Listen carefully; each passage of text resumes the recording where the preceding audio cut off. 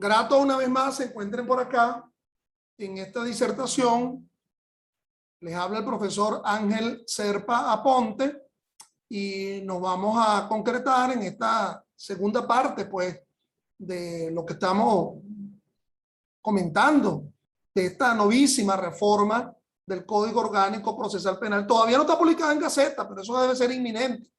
Recuerden que todas estas clases vinculadas al derecho procesal penal, derecho penal constitucional, la pueden encontrar en mi canal YouTube, Ángel Serpa Aponte, a los efectos de quien quiera suscribirse al mismo y encontrar allí todas estas disertaciones y también las que hemos venido abordando el día de hoy sobre la reforma 2021 del Código Orgánico Procesal Penal. Entre gallos y medianoche surgió esta reforma del Código Orgánico Procesal Penal.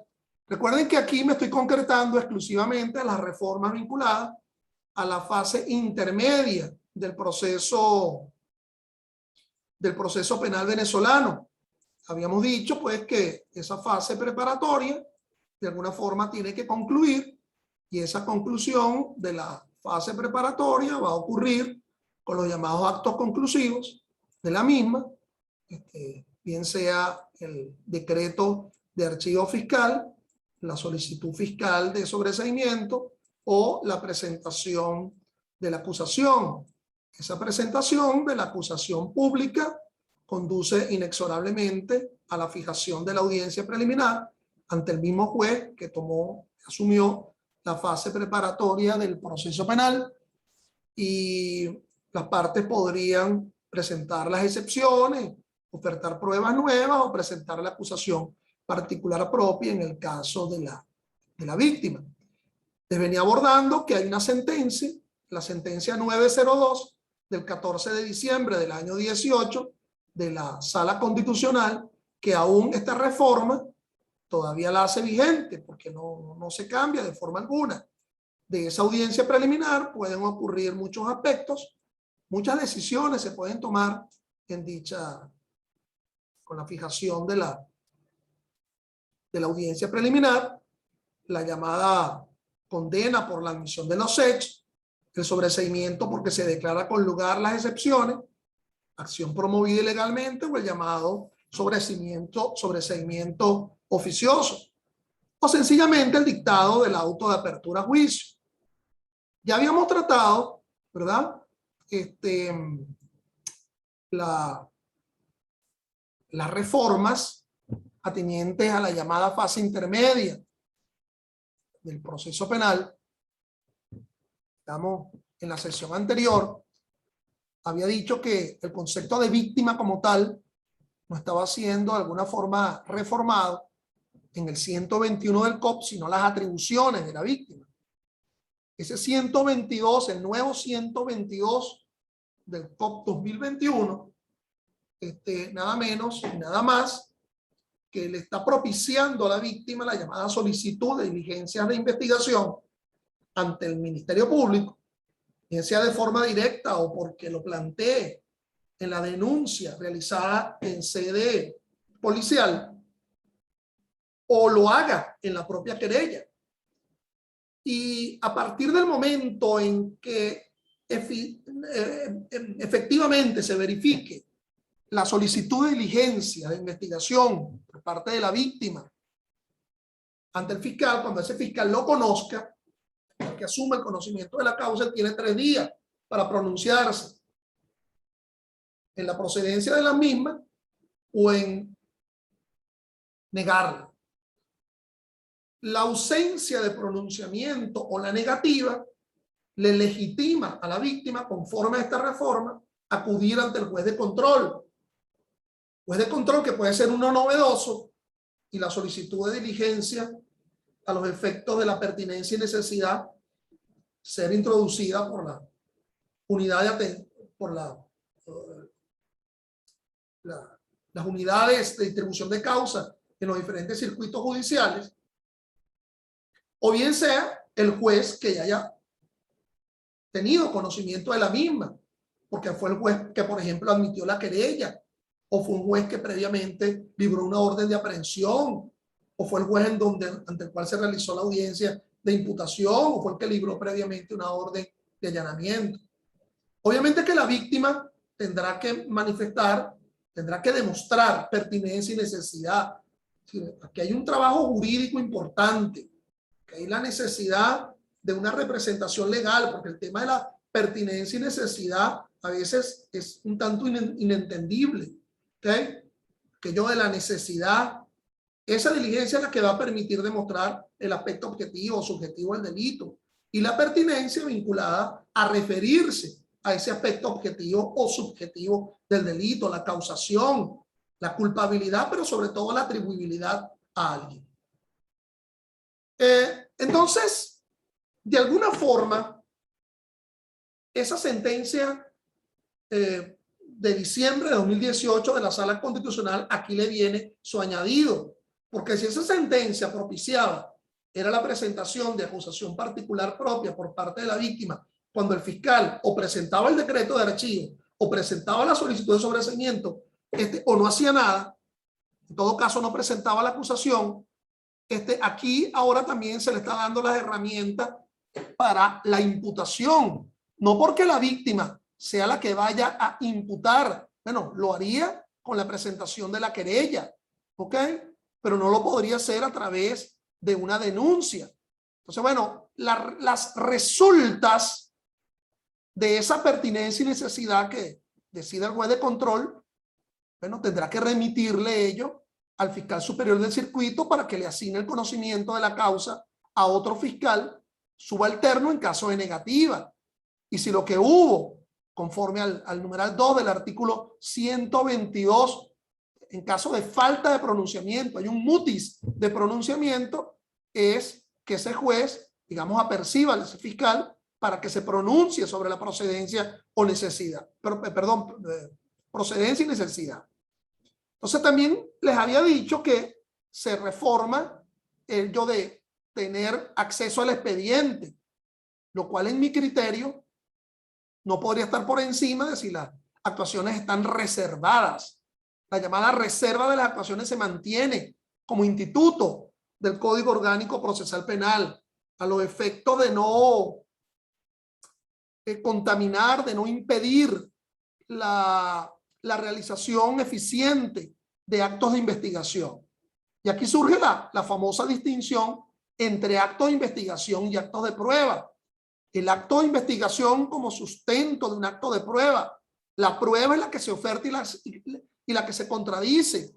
Pero para poder obtener un elemento de convicción, bueno, debe surgir de una investigación que no haya podido ser alterada de alguna forma en su esencia técnico-científica.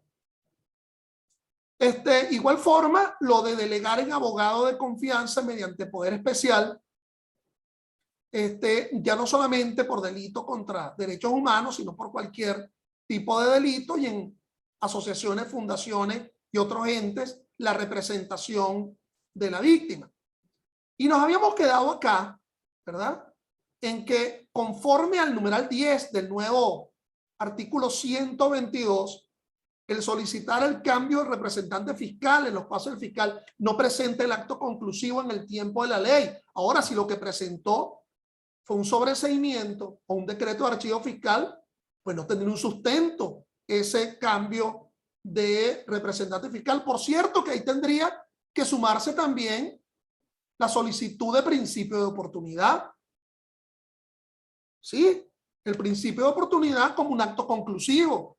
El fiscal considere que el delito es de bagatela, de poca monta, y entonces ese fiscal considera, conforme pues establece el 38, el 39 del Código Orgánico Procesal Penal, que dado el carácter de delito de poca significación,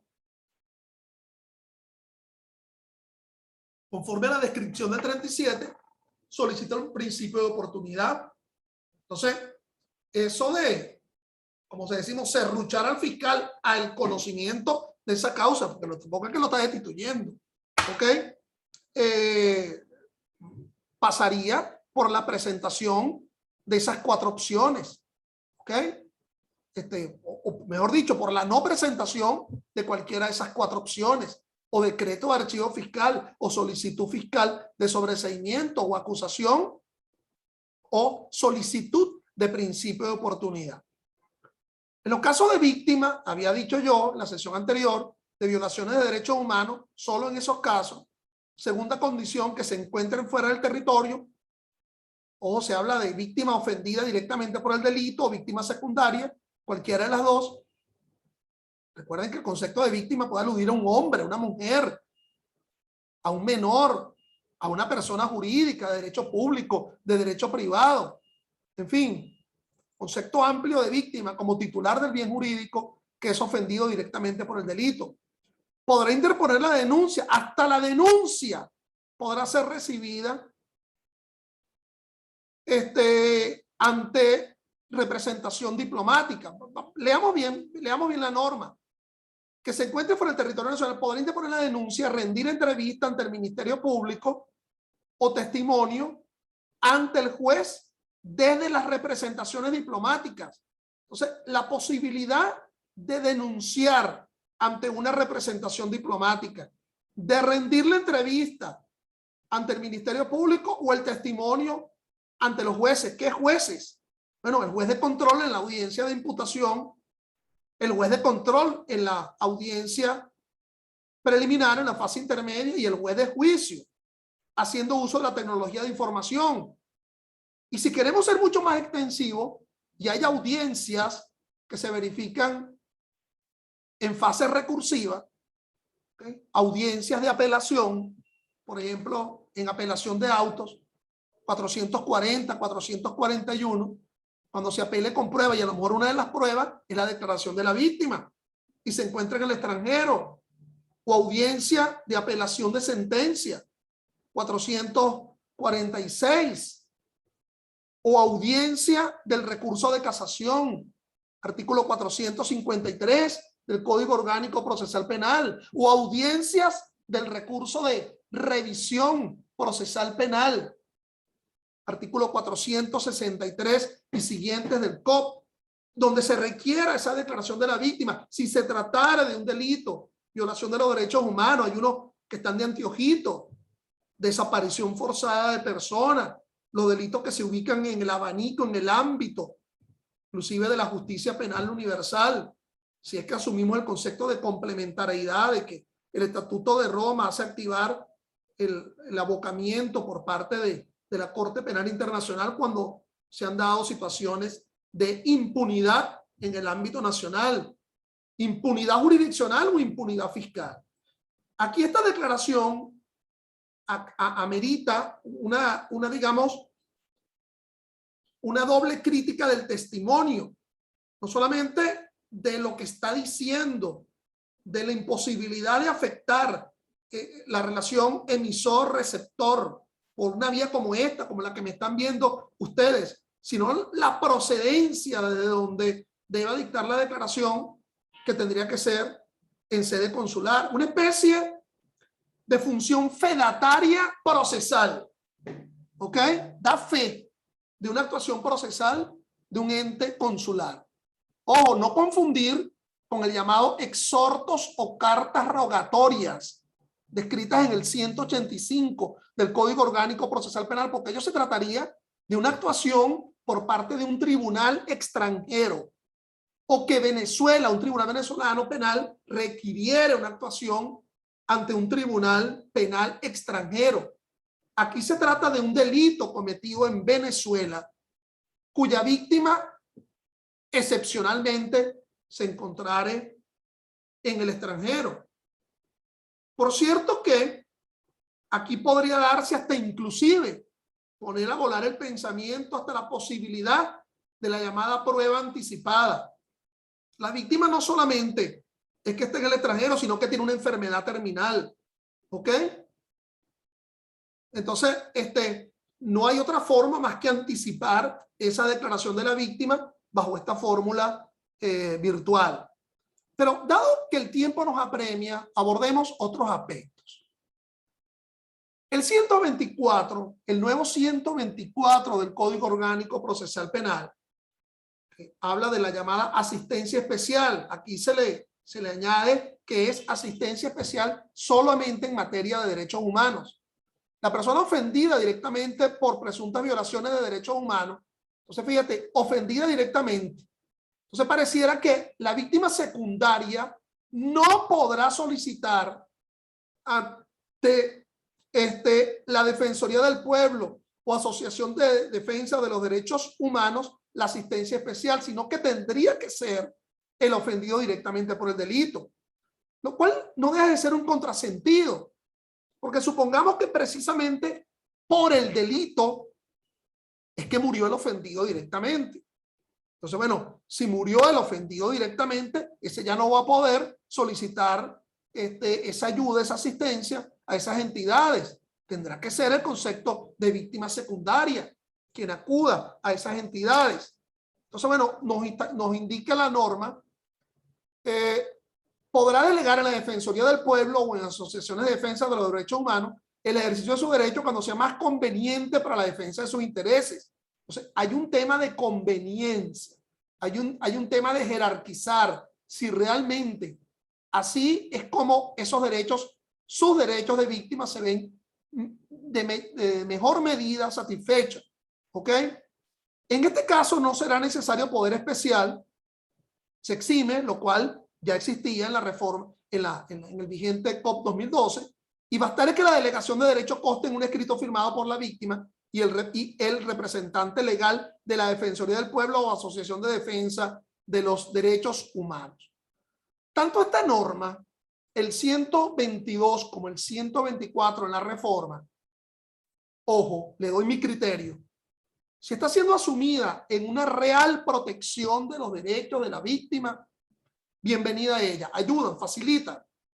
Dentro de esa discordancia, ese concepto adversarial de una víctima que es ofendida por el delito, es decir, la defensa de los derechos de la víctima, que es lo que subraya el jus puniendi penal, está descrita en el 30 de la Constitución, lo reitera el 23 del Código Orgánico, el 119, el 118. Entonces, la protección de los derechos de la víctima, que no solamente implicará posibilitar sanción, sino también resarción, y de allí las llamadas fórmulas alternativas a la prosecución del proceso. Si ello es en una real protección, bienvenido. Pero cuidado, si esa redacción del 122 y del 124 van a ser sobre víctimas realmente existentes, víctimas inexistentes, víctimas creadas, víctimas virtualmente estructuradas, que ni siquiera acuden al proceso penal presencial, por ejemplo, para imputar en causas políticas. ¿Ok? Entonces, cuidado con ello, ¿no? Porque se daría una relación, digamos, muy extraña, en la cual, mucho más si la víctima es quien asume la función de acusador particular propia, acusador, impulsador del proceso, prueba, todo virtualizado. Cuidado. Sí. El hecho de la virtualización no puede ser en detrimento de las pautas del debido proceso. Yo creo que todo este tema de la virtualización implica un reacomodo, lo que se llama las garantías virtuales del ciudadano, la virtualización, o sea, una nueva noción de debido proceso. Pero no quiero irme más hacia el tema porque nos están esperando muchos otros institutos de esta fase intermedia y esa relación de la víctima. El artículo 175 del COP regula el tema de la nulidad absoluta. Recordemos que este es un articulado que comienza con el 174, cuando habla del instituto de la nulidad de los actos procesales decisorios, actos procesales de investigación. El 175 tradicionalmente establecería dos tipos de legitimidad para la nulidad de los actos procesales. Nulidad a favor del procesado cuando hay problemas de intervención, asistencia y representación, y nulidad a favor de las otras partes.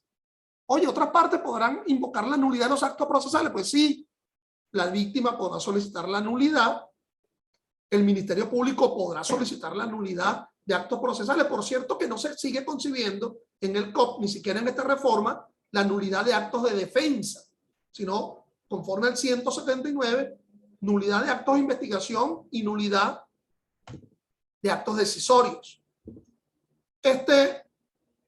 Ahora bien,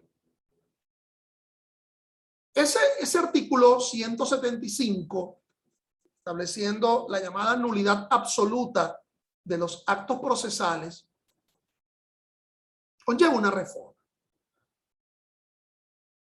El 175 en su encabezado quedó de la manera como lo concibe el 175 del Código 2012. Serán consideradas nulidades absolutas aquellas concernientes a la intervención, asistencia y representación del imputado en los casos informa que este código establezca o en las que impliquen inobservancia o violación de derechos y garantías fundamentales previstos en este código, la Constitución, las leyes, los tratados, los convenios. Es decir, todas las cláusulas de garantía constitucional del proceso. Sí, los 8 numerales de ese artículo 49 de la Constitución, más los 23, las 23 garantías procesales fundamentales iniciales del Código Orgánico Procesal Penal. Por cierto, ninguna de ellas tocada. Ninguna de esas 23 garantías iniciales del Código Orgánico Procesal Penal. Pero aquí se incorpora un párrafo en el 175. En los casos de detenciones que se realicen en contravención a lo dispuesto en este código, la Constitución de la República, las leyes y los tratados, convenios o acuerdos internacionales suscritos y ratificados por la República Bolivariana de Venezuela serán consideradas nulidades absolutas. En consecuencia, el juez o jueza deberá ordenar la libertad sin restricción y la remisión inmediata al Ministerio Público a los fines del inicio de la correspondiente investigación por la detención anulada.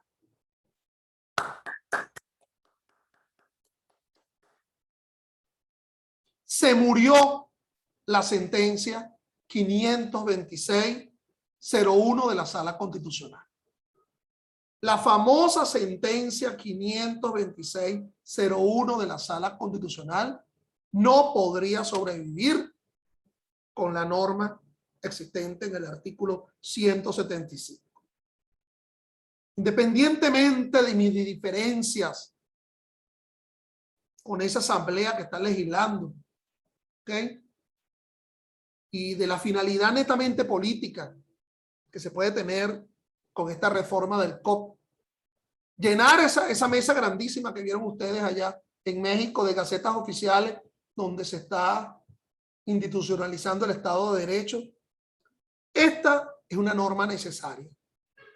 Y el asunto implica la necesidad que se publique esa gaceta oficial. Hoy mismo, en este momento, hoy, 17 de septiembre, a las 3:03 de la tarde, ningún juez de control, ni ninguna corte de apelaciones, ni ninguna sala de casación penal, ni el Tribunal Supremo de Justicia en su sala constitucional han de darle cabida al razonamiento de la famosa sentencia 526 que echa al cesto de la basura el tema de the fruit of the poisonous tree, la fruta del árbol envenenada. No podrá derivarse una fruta de un árbol cuya savia ya está contaminada. Si esto comenzó mal, si la aprehensión fue ilícita, violando el concepto, por ejemplo, de flagrancia, el concepto de orden de aprehensión, el concepto de días de privación, bueno, ello no podría ser tolerado en atención a la propia Constitución y a los instrumentos internacionales. Entonces, esta es una reforma importante. ¿Okay?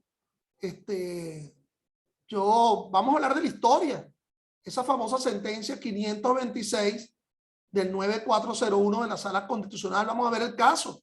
El alcalde fue detenido por una comisión mixta de funcionarios y de civiles armados sin orden judicial previa, y en la que su aprehensión participó el concejal, candidato a alcalde y enemigo político manifiesto del que fue detenido. El juzgado de control dictó decisión mediante la cual ordenó la detención preventiva del ciudadano de acuerdo con la solicitud formulada por el representante de la Fiscalía por la presunta comisión de los delitos. Contra la presentada decisión, los defensores del ciudadano intentaron recurso de apelación para denunciar la inconstitucionalidad. La apelación fue declarada inadmisible por la Corte de Apelaciones. Luego los defensores actuando ante el juzgado en conocimiento de la causa. El Tribunal de Control, en la oportunidad de la contestación, interpusieron acción de amparo por violación de los derechos. Todo ello conllevó a esta malhadada sentencia, la 526 de la Sala Constitucional del año 01. La pretensión verificada se refiere específicamente a la constitucionalidad de la detención del procesado, quien fue detenido y permanece detenido sin orden judicial alguna y sin que los jueces del circuito se hayan pronunciado sobre la inconstitucionalidad de esta detención inicial, la que no puede ser convalidada. La acción de amparo propuesta resulta inadmisible, toda vez que la inconstitucionalidad de la presunta detención practicada por los organismos policiales sin orden judicial alguna no puede ser imputada a la Corte de Apelaciones accionada, ni tampoco al juzgado de control que dictó el auto de privación judicial preventiva de libertad, ya que la presunta violación de los derechos constitucionales derivados de los actos realizados por los organismos policiales tienen límite en la detención judicial ordenado por el juzgado de control, de modo tal que la presunta violación de los derechos constitucionales cesó con esa orden y no se transfiere a los organismos judiciales a los que le corresponde determinar la procedencia de la detención provisional del procesado mientras dure el juicio. Bueno, esta sentencia 2002, 3, 4, 5, 6, 7, 8, 9, 20 años alegándose la famosa sentencia para legitimar detenciones ilegales. Y ahora es que se da la reforma de un código que no tendría que ser reformado, porque todo eso fue una mala interpretación de la Sala Constitucional. El hecho que con posterioridad el órgano legislativo incorpore ello, de alguna forma traduce a que hubo una violación crasa de los derechos humanos durante 20 años por una Sala Constitucional. El destinatario natural es la Sala Constitucional que mantuvo ese criterio y que nunca dejó de seguirlo ensalzando. Fíjense que hubo muchas sentencias previas que de alguna forma cuestionaban ese criterio. Por ejemplo, la sentencia 288 de la Sala de Casación Civil de aquel momento, de la entonces Corte Suprema de Justicia, del 9-10-97, el amparo asume un rol cautelar, una vía eficaz para el restablecimiento definitivo de la situación jurídica. Pero además era una sentencia con una falacia tremenda. Hablar de negar la consecutividad de los actos procesales es entender que cada acto procesal no es un acto procesal que se basta por sí mismo, sino que cada uno tiene su finalidad. Es decir, la aprehensión con una finalidad cautelar a los efectos de asegurar el proceso. Pero ya yo había previamente manifestado mi criterio, que esa sentencia 526 ya había sido, en mi particular concepción, había sido de alguna forma derogada con la sentencia 537 de julio de 2017 de la Sala Constitucional, en donde se hablaba de la imputación en sede jurisdiccional. Por cierto, que ese criterio ya había contado por muchas disidencias. Una disidencia importante lo había hecho la honorable magistrada Blanca Mármol de León en su sentencia, en el voto salvado que le hizo la sentencia 422 del 8 de noviembre del año 2011. La defensa del acusado en la solicitud de abocamiento alegó que mi cliente acudió a la sede del Ministerio Público a los fines de pedir información sobre el por qué fue allanada su residencia, siendo detenido por funcionarios sin estar cometiendo un delito en flagrancia ni a previa orden judicial de detención. Dice la doctora Blanca Mármol, ante tal señalamiento, la mayoría de las salas declaró inadmisible la solicitud de abocamiento. La mayoría de las salas, al determinar la inadmisibilidad, se apoyó en jurisprudencia de la Sala Constitucional, en la cual la detención ilegal, sin orden judicial previa ni en situación de flagrancia alguna, practicada por organismos policiales, se legitima en el momento que el juez de control dicte la medida judicial preventiva de libertad. Decía la doctora Mármol de León, quien disiente lo hace por no compartir el precitado criterio, toda vez que el ordinal primero del artículo 44 de nuestra Carta Magna, por lo que toda detención que no cumpla con dichos supuestos establecidos en la Constitución y en la ley adjetiva será ilegal, y todo procedimiento o acto que contraríe el ordenamiento jurídico debe ser nulo, no pudiéndose justificarse mediante razones que vulneren el principio de la libertad en el proceso penal. El hecho que ahora la Asamblea Nacional haga promulgar un código orgánico subrayando lo que no se realizó durante 20 años por un malhadado criterio, por un inadecuado criterio, pone en entredicho a los magistrados del Tribunal Supremo de Justicia, que tanto dictaron inicialmente ese criterio como siguieron usándolo como instrumento de represión. Fíjense que aquí hay ratificaciones lamentables de ese criterio por parte de la Sala Constitucional. No solamente fue en el año 01, sino la 521 del 12 de mayo del 09, la 4298 de diciembre del 05, la 428 de la misma Sala Constitucional del 14 de marzo del año 08. Leamos la 415 de la misma sala.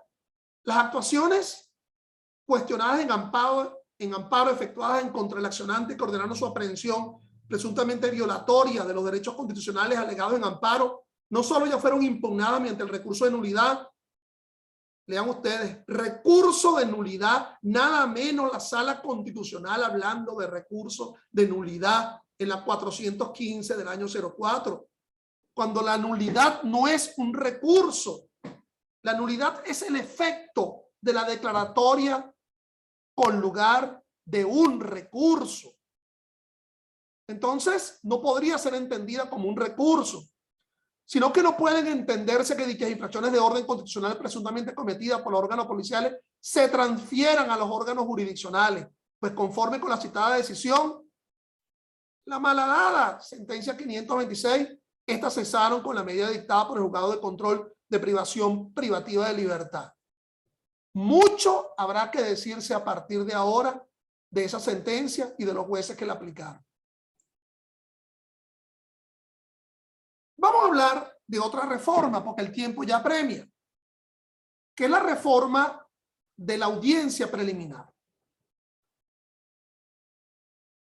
El 309 establece la llamada fijación de la audiencia preliminar. Esa fijación, a partir de la recepción de la acusación, será dentro de un plazo no menor de 15 días ni mayor de 20. En ello no ha cambiado. Dice el vigente artículo 309 del COP 2012, en caso de que hubiera que diferir la audiencia. ¿Por qué se difiere una audiencia? Bueno, se difiere la audiencia porque se ha evidenciado que no se notificó a las partes. ¿Y por qué a las partes? Bueno, porque el fiscal debe estar notificado de su fijación, porque no sabe si el juez escogió el día 15, el día 16, el día 17, y también a los efectos de poder presentar un hecho nuevo. Del procesado, ¿para qué? Bueno, porque no se le notificó y es necesario que él presente su escrito de excepciones. La víctima, ¿para qué? Bueno, porque la víctima a lo mejor decide presentar su acusación particular propia. Pero ¿por qué la vas a presentar si el fiscal presentó la acusación pública? Bueno, porque como base principio no acepto la calificación jurídica que le ha dado el fiscal al hecho, o yo no comulgo con los elementos de prueba, tengo otros elementos de prueba. Él tiene puros testigos referenciales y yo tengo puros testigos presenciales. Y por lo tanto, en la verificación de la no notificación es que se refija la audiencia. Claro, hay otras causales. No hubo despacho, el juez se enfermó. Imagínense el tema de la pandemia ahorita, ¿ok? El fiscal tenía otras ocupaciones. Entonces, se puede refijar.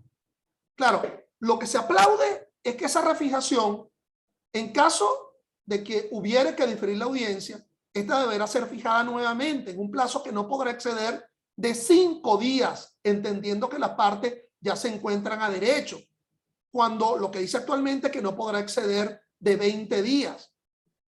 Lo que pasa es que 5 días, la refijación en 5 días, imagínense ustedes, que se notifique.